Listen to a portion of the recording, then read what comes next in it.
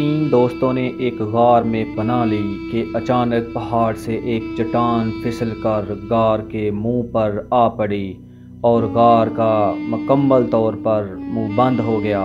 وہ چٹان دیو قامت تھی۔ انہوں نے بہت کوشش کی مگر ان کے لیے ناممکن تھا کہ وہ چٹان کو ہٹا کر غار کا منہ کھول لیں۔ آخر طے یہ ہوا کہ اپنی زندگی کے نیک اعمال کے واسطے دے کر اللہ تعالیٰ سے دعا کی جائے، شاید کہ اللہ کو ہماری ادا پسند آ جائے اور ہمیں اس مصیبت سے نجات مل جائے۔ چنانچہ ایک نے کہا، میں جنگل میں بکریاں چراتا تھا اور اسی پر گزر بسر کرتا تھا۔ میں جب جنگل سے واپس آتا تو سب سے پہلے اپنے بوڑھے والدین کو دودھ پلایا کرتا تھا اور پھر اپنے بچوں کو۔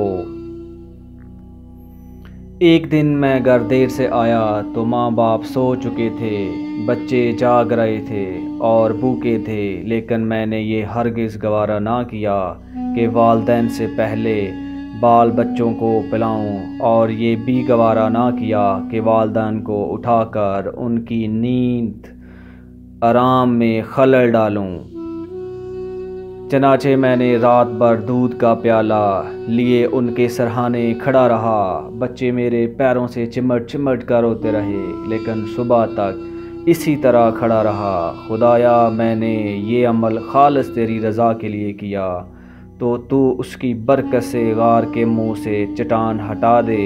اور چٹان اتنی سرکی کہ آسمان نظر آنے لگ گیا۔ دوسرے دوست نے اللہ کی بارگاہ میں کہا کہ میں نے کچھ مزدوروں سے کام لیا اور سب کو مزدوری دے دی، لیکن ایک شخص اپنی مزدوری چھوڑ کر چلا گیا۔ کچھ عرصے بعد جب وہ مزدوری لینے آیا تو میں نے اس سے کہا کہ یہ گائے، بکریاں اور یہ نوکر چاکر سب تمہارے ہیں، لے جاؤ۔ وہ بولا، خدا کے لیے مذاق نہ کرو۔ میں نے کہا، مذاق نہیں، واقعی یہ سب کچھ تمہارا ہے۔ تم جو رقم چھوڑ کر گئے تھے میں نے اس کو کاروبار میں لگایا، خدا نے اس میں برکت دی، اور جو کچھ تم دیکھ رہے ہو سب اسی سے حاصل ہوا ہے۔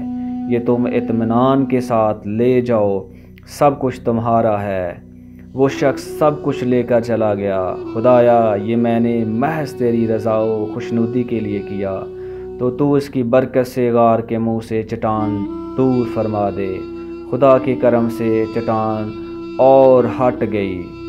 پھر تیسرے شخص نے کہا، اے اللہ، تو جانتا ہے کہ میری ایک چچا زاد تھی جو مجھ سے بہت زیادہ محبت کرتی تھی۔ میں نے ایک دفعہ اس سے اپنی خواہش کو پورا کرنا چاہا مگر اس نے انکار کر دیا، لیکن اس شرط پر کہ میں اسے 100 دینار دوں۔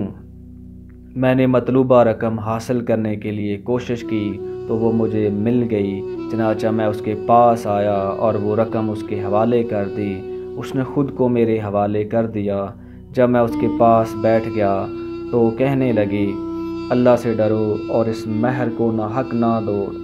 میں یہ سنتے ہی اٹھ کھڑا ہوا اور 100 دینار بھی واپس نہ لیے۔ اے اللہ، اگر تو جانتا ہے کہ میں نے یہ کام تیرے خوف اور تیری رضا کی وجہ سے کیا تھا تو ہماری مشکل آسان کر دے۔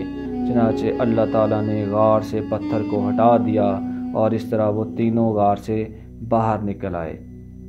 اللہ حافظ۔